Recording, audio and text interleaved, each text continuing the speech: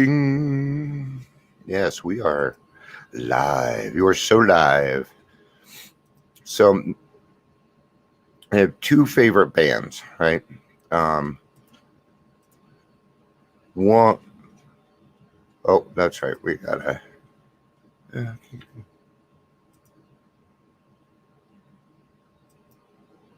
All right. Now I have two favorite bands. I was hearing myself talk, and it's a delay. One of them is Led Zeppelin. The other one is Alive. So it's always hard looking up their music. So especially during what was the first one that Metallica just hated? Oh man, I can't remember the name. Can't remember the name. So, good afternoon, everyone. Today is Thursday, October 22nd, 2020, and we are here talking about true tolerance. Um, if you are here, if you stop by, please say hi. Let me know that you are here. It does help. Got a topic? I used a topic from somebody yesterday. Rick gave us a topic. It was nice to be able to go off script for a little bit and talk about something else. So I appreciated that. Thank you, Rick. So I was in a meeting. I want to talk a little bit about instant gratification. So I was I was in a meeting and we were talking about instant gratification. I didn't get to talk. So, and I would be honest, I was getting kind of annoyed with my group because every Thursday we have emotional sobriety and it's a tag meeting. And nobody picks me. I've been 12 times. Yes, I count this stuff. I know I shouldn't, but I do. Right. I was looking, and then they opened it up for the last 10 minutes. I still couldn't jump in. And so they said, would anybody like to chair the meeting next week? I'm like, oh, yeah, I'm going to chair the meeting. Right. It isn't, it's not like people are, going out of their way to do that. It's just that you end up hearing the same thing from the same people every week. And I like it a little mixed up, man. I want to hear from some other people. So what I'm going to do is chair it. So that way I get to share this time, right? All right. Problem solved. Right? Pretty cool, right? So anyway, instant gratification. Yes, we live in a world based off of instant minute. We live in what we call the microwave age. I like to call it that because that's how we want it. Amazon will get that stuff to you just as quick as snot. What do we consider fast food? Well, it's got to be pretty darn quick, right? Screen time loading. I remember the first picture I ever downloaded. It took me 2.5 days. It cost me a lot of money. All right. We are a world built on instant gratification. Okay. So yes, it is dangerous for us. Okay, but you guys already know about all that. So I'm going to tell you about the good things about instant gratification. There are ways that you can utilize it. Okay. One thing that I do, I know it's kind of weird. I chew ice. I chew a lot of ice. God, that's kind of cool.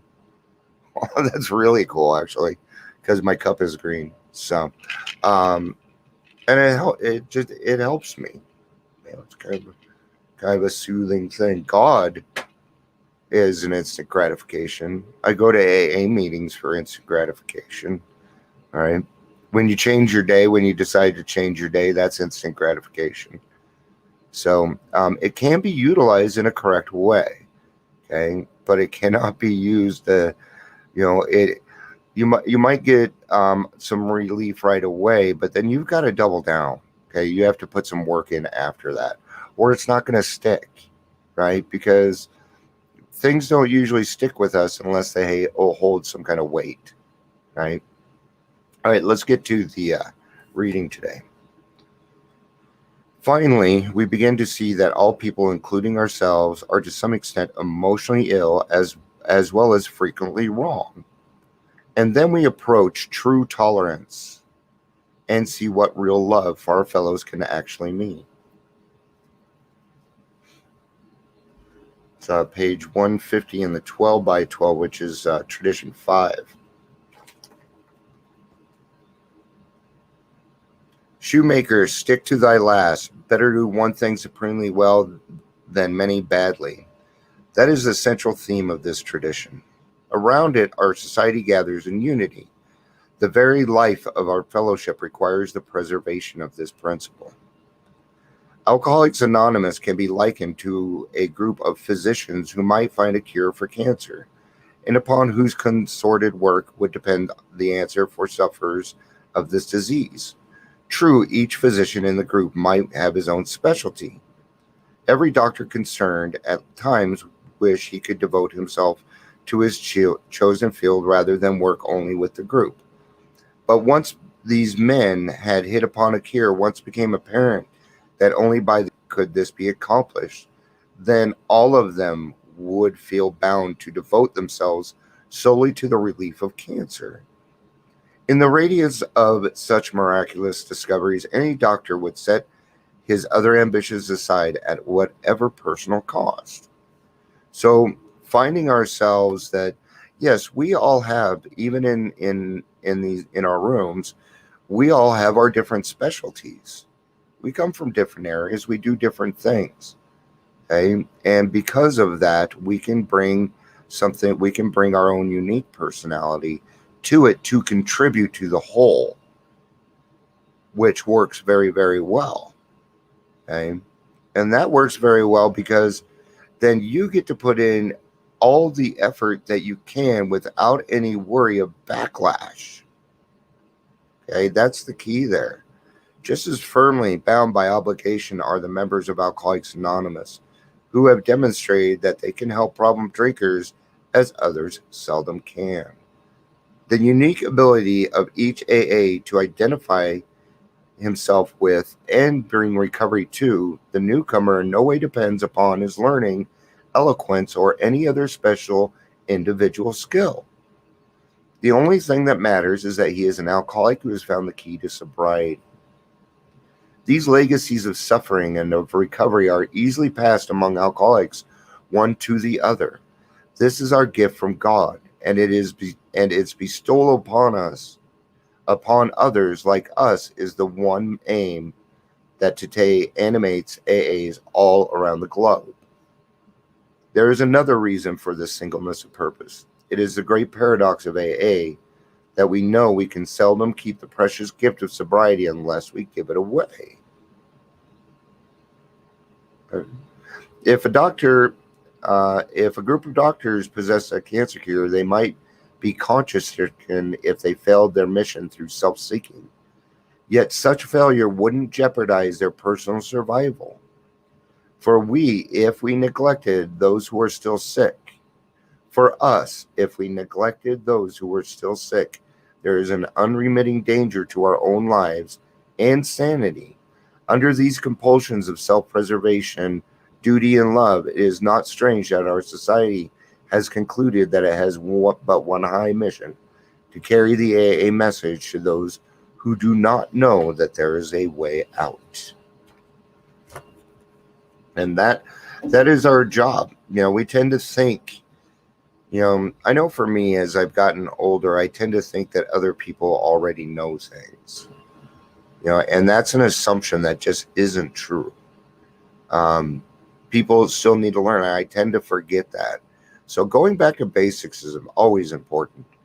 I love going back to basics. It's comfortable there, man. It's because there's no working steps, right? So now we live. That's kind of where we live, right? We live in our basics, because those are the things that we can utilize throughout the day in order to keep us in a good place so we can help other people. The thought occurred to me that all people are emotionally ill to some extent. How could we not be? Absolutely. How can we expect to put ourselves through all of this and not come out with some kind of anxiety or trauma around it? Who among us is spiritually perfect? Who among us is physically perfect? How could any of us be emotionally perfect? Therefore, what else are we to do but bear with one another and treat each other as we would be treated in similar circumstances? That is what love really is. So, and I like this part. Therefore, what else are we to do but bear with one another and treat each other as we would be treated in similar circumstances, right? Now, you have to go through those circumstances before you can start to figure that out. And you do that by doing the work. You're going to find that sometimes you're going to put your foot out, okay? Knowing it may get stepped on. It might. But your intentions behind it are good, and you can take that on. It's part of what we do. Okay? I don't always get happy go lucky texts from people. Sometimes it's fuck you, Dion, and fuck your program. These are things that, it's just funny. If I don't laugh at it, I take it personally, right? Right. So we gotta laugh at this stuff. I know, and I partially laugh because I know where he's coming from. That's right, Dion. Fuck you and your program, man. But we just do the best that we can, and we strive each day to be a better person. I know the truth about myself. That's why name calling doesn't hurt me as much anymore. But don't think that name calling doesn't hurt, guys. It does. It can. Sure it can. Say the right words in the right order. You can hurt anybody you want to, right? We don't take that path anymore, do we? We don't. We take the high road. I prefer the road less traveled. There's less people on it. All right, guys. Have a great day. I'll be back tomorrow. Peace out and have a day. Oh, and I love you. No, I do.